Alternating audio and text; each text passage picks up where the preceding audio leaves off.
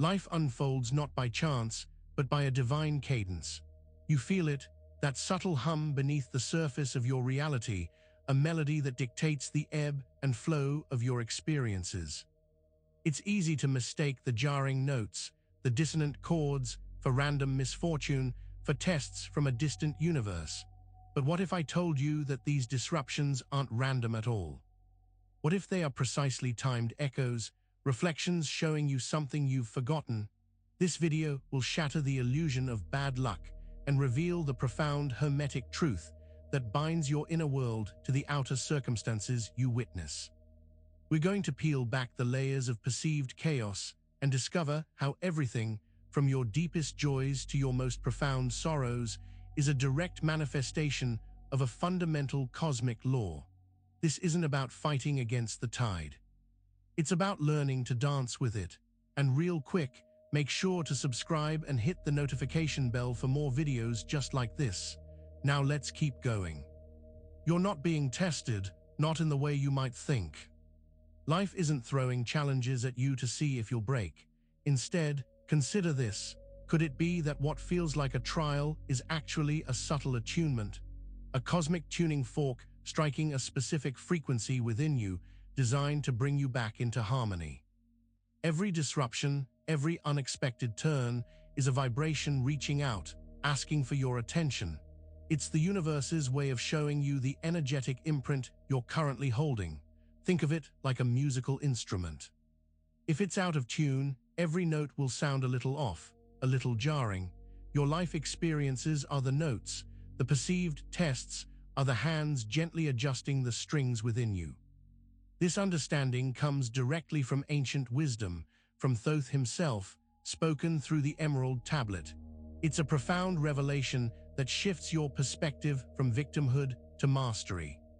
When you recognize that what happens externally is a direct reflection of your internal state, the concept of random suffering dissolves.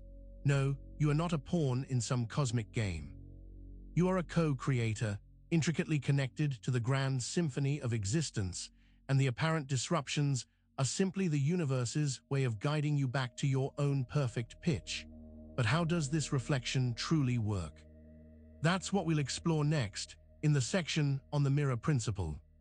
Your reality, my friend, is not a solid, independent thing. It's a living, breathing mirror, reflecting back the energetic signature you are broadcasting. Every thought, every emotion, every belief you hold creates a vibration, a specific frequency. And the universe, in its infinite wisdom and perfect impartiality, simply amplifies and returns that vibration to you in the form of experience. This isn't a metaphor, it's a fundamental law. If you're radiating anxiety, the mirror will show you circumstances that evoke more anxiety. If you're holding onto resentment, you'll find yourself in situations that seem to perpetuate that resentment. It's a constant feedback loop, an intricate dance between your inner state and your outer world. Think of it like this: you look into a mirror and scowl. What does the mirror do? It scowls back, right? It doesn't judge you for scowling. It simply shows you the scowl you're presenting. Your life works in precisely the same way. This is why understanding your own energetic output is paramount. But what happens when you're working on yourself, when you feel like you're finally achieving alignment, and then chaos seems to strike even harder? That paradox is the focus of our next section. Have you ever experienced this? You've been diligently working on your mindset, practicing gratitude, consciously trying to shift into a higher vibration, and then, bam. It feels like the universe throws everything it has at you. A series of events that seem designed to knock you right back down. It's incredibly frustrating, isn't it? You feel like you're finally getting it right, and suddenly, the floor drops out from under you. This isn't a sign that you're failing. In fact, it's often a powerful indicator that you're on the verge of a breakthrough. This phenomenon is linked to the intense energetic shifts that occur when you're close to a significant point of alignment or change. It's as if the universe is putting up one final, powerful eddy in the stream to test your resolve, or perhaps to sweep away any lingering debris that might hinder your ascent. This period can feel like a spiritual crucible, but it's a testament to your progress, not your regression. Understanding this counterintuitive aspect of spiritual growth is crucial for navigating these challenging moments. But what's truly happening behind this apparent chaos? It's rooted in a powerful, often misunderstood law. That's what we'll uncover next. The law of rhythm is one of the most palpable, yet often overlooked, Hermetic principles. It states that everything in the universe moves, flows, and ebbs. There is no stillness, no permanent state of being. Just as the tides rise and fall, just as the seasons cycle through change, so too does energy, fortune, and even our personal states of being. This law explains why periods of great success can be followed by apparent setbacks, and why periods of deep sorrow can eventually give way to joy. It's not about good or bad luck. It's about the eternal swing, the cosmic pendulum. When we resist this natural flow, trying to cling to a peak or desperately fight a valley, we create energetic friction. This friction is what makes the swings feel so turbulent, so disruptive. The key isn't to stop the swing, but to understand its rhythm, to learn to surf the waves of energy rather than getting battered by them. When you embrace the natural ebb and flow, what was once a terrifying crash can become a gentle transition.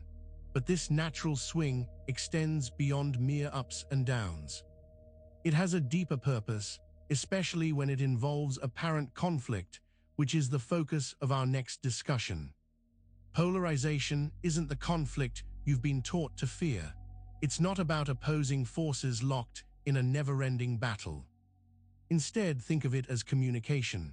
Opposites, masculine and feminine, light and dark, joy and sorrow, are not meant to destroy each other. They are meant to highlight each other, to define each other, to exist in a dynamic balance that creates the rich tapestry of existence.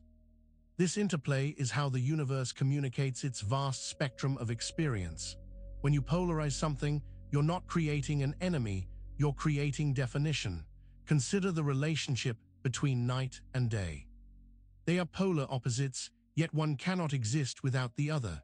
They converse, they define the very concept of time. Your own internal world is a dance of polarities.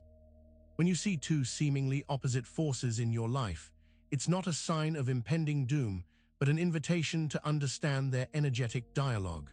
What appears as conflict is often merely a profound conversation between aspects of yourself or your reality, seeking expression and balance.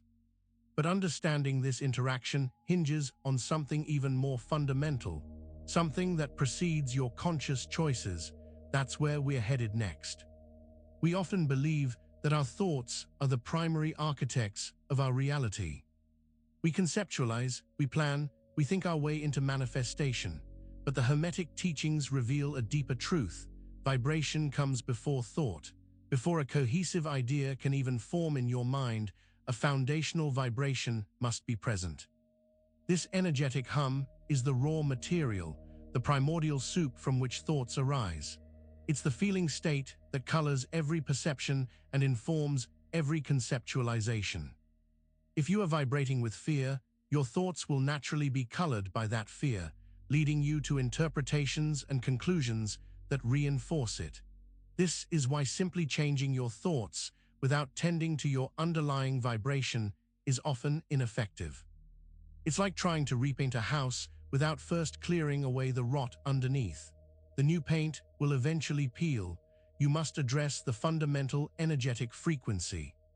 What you feel at your core, the energetic signature you are emitting, is what sets the stage for the thoughts that will then follow. And this understanding of timing, of what comes first, is critically important. The Emerald Tablet offers a profound warning on this very subject, which we will delve into next. The Emerald Tablet, attributed to Thoth, the god of wisdom, holds secrets that have guided mystics for millennia.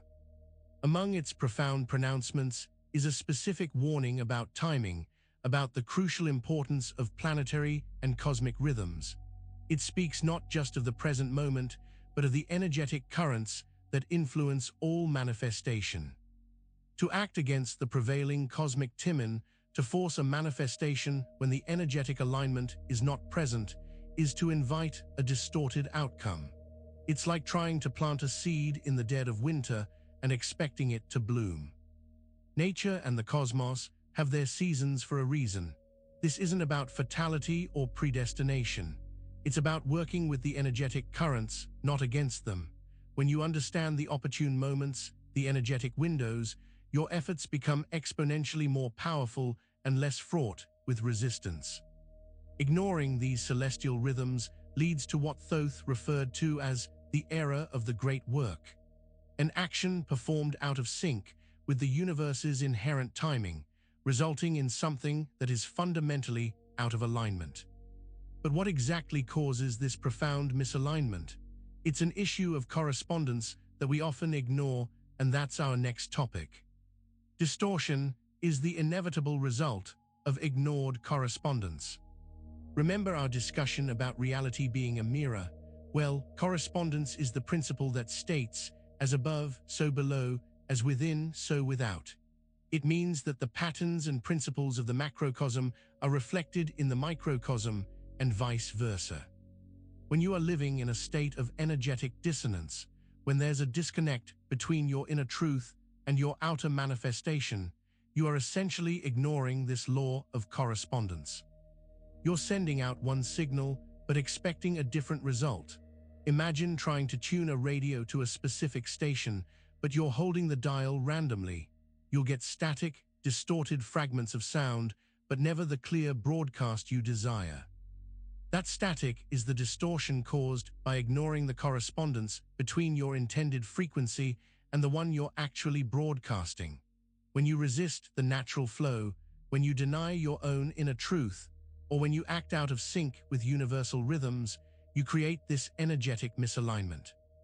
It's a fundamental breakdown in the reflection process. But what happens when you try to manifest despite this distortion? We'll address that next. Many people approach manifestation with a strong desire, a clear image of what they want, and tremendous effort. They visualize, they affirm, they take action. Yet so often, the manifestation fails to materialize, or it arrives in a warped, unsatisfying form. The reason behind this persistent struggle lies in unstable vibration. If your underlying energetic frequency is riddled with doubt, fear, or insecurity, no amount of positive thinking or determined action can create lasting materialization. It's like building a magnificent structure on shifting sands. The foundation itself is unstable, and the entire edifice is precarious. Manifestation isn't just about wanting something, it's about being the energetic equivalent of that thing.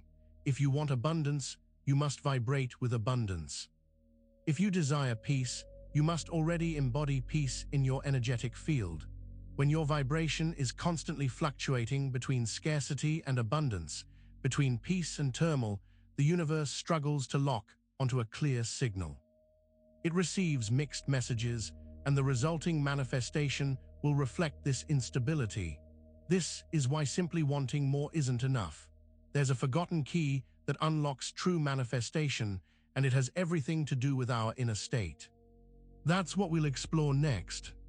The forgotten key to unlocking true manifestation, and indeed to navigating life with grace, is tuning over emotion.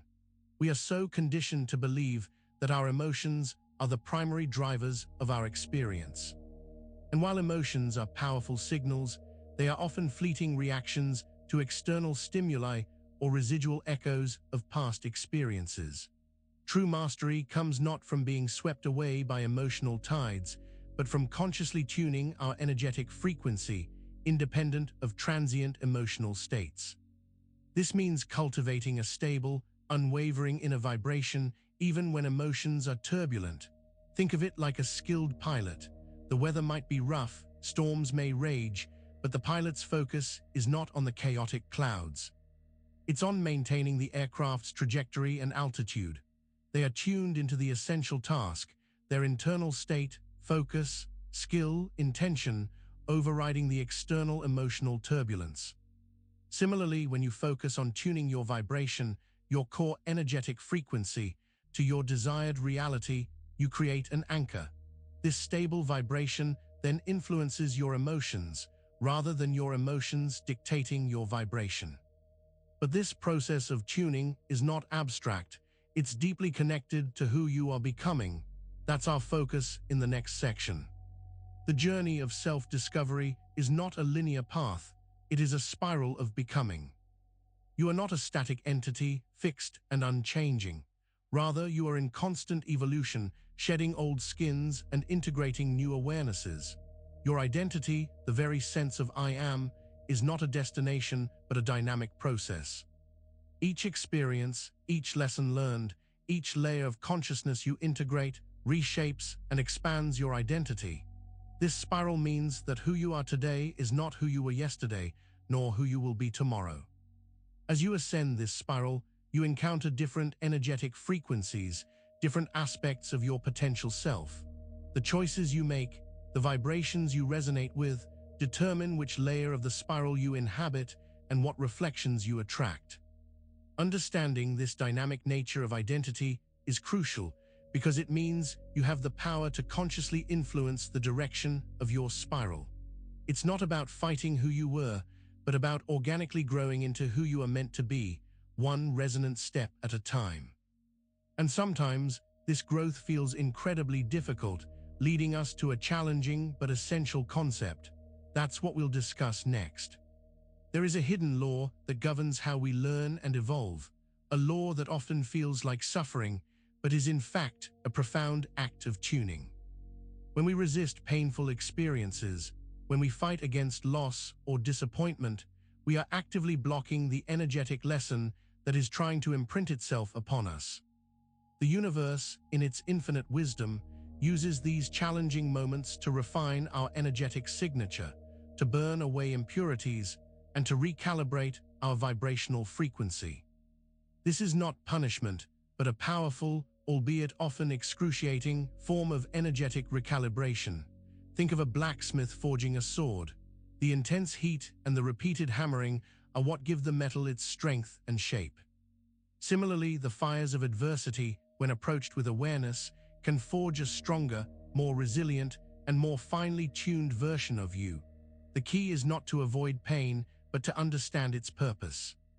To recalibrate your vibration to a higher frequency. This recalibration isn't random. It often draws us intentionally towards certain energies, which is the very subject of our next exploration. Have you ever felt an inexplicable pull towards certain people, places, or events? A sense that you're somehow meant to be there, even if it doesn't logically make sense? This isn't mere coincidence. You are drawn to these individuals and situations precisely because their energetic frequency resonates with something within you. They are mirrors, reflecting aspects of your own potential, your own unresolved issues, or the energetic lessons you are here to learn. This magnetic attraction is a sophisticated mechanism of spiritual development, guiding you toward experiences that will facilitate your growth. These encounters are not accidental. They are invitations from the universe to complete cycles, to integrate shadow aspects, or to co-create with souls whose vibrations align with your unfolding path. Whether the attraction feels positive or negative, comfortable or challenging, it almost always serves the purpose of bringing to your awareness something that needs to be seen, healed, or understood. But what if you perceive these experiences as something negative, something you've had to endure? That leads us to a vital clarification about the nature of consequence. We'll delve into that next. There is no punishment in this universe, my friend, not in the way we've been taught to fear it. What we interpret as punishment is simply the universe's undeniable proof of the signal you are sending. When you experience a consequence that feels negative, it's not a penalty for wrongdoing. It's a feedback loop, a clear indication that the vibration you are broadcasting is not in alignment with the outcome you desire. It's the universe saying, see this is a direct correlation to what you are holding energetically. It's a lesson in cause and effect, delivered with absolute precision. Every perceived negative outcome is an opportunity to understand your own energetic blueprint more clearly. It's a signpost pointing you back to the internal work that needs to be done. So, instead of seeing suffering as a correctional measure from a punitive force, recognize it as undeniable evidence of your energetic state. This clarity is the first step towards shifting your vibration and therefore shifting the consequences you experience. But often, this clarity is hindered by something we've actively participated in creating: the veil. That's our next topic. The veil, that subtle yet powerful barrier that obscures our deeper connection to the divine and to our own true nature, was not imposed upon us. It was built by our own resistance. Every time you deny a part of yourself, every time you resist a truth, every time you shut down an emotion or refuse to acknowledge a pattern, you are adding another brick to this veil. It's a self-constructed prison, woven from fear, misunderstanding, and the deeply ingrained habit of operating from a place of separation rather than unity. This resistance creates a fog around your perception, making it difficult to see the interconnectedness of all things, to recognize the divine timing, or to truly grasp the laws of correspondence and vibration. When you push against what is, you create a barrier between your present reality and the higher frequencies of your own being. The veil is not a physical object, but an energetic construct, and its dissolution comes not from fighting it, but from lovingly dismantling the resistance that holds it together, one honest acknowledgement at a time. And when that veil begins to lift, what is actually unlocked, that's the profound truth we'll unveil next. Tuning doesn't unlock timelines through sheer effort or forced willpower. It unlocks them by becoming the energetic frequency of that desired timeline. When you truly tune yourself, aligning your vibration with the reality you wish to experience, you don't force it to appear. Rather, you become a beacon for it. The universe responds to your established frequency, and the corresponding timeline naturally begins to fold into your present experience. It's less about wrestling with destiny and more about harmonizing with your highest potential. Effort can be a part of the process, but it's the consistent, focused alignment of your inner state that creates the undeniable magnetic pull. It's about cultivating that inner resonance until it becomes your default state. Then the doors to your highest timeline don't need to be forced open. They simply swing inward, as if welcoming a long-awaited guest. This profound understanding of tuning is the ultimate key to manifesting your highest potential, not by striving, but by becoming.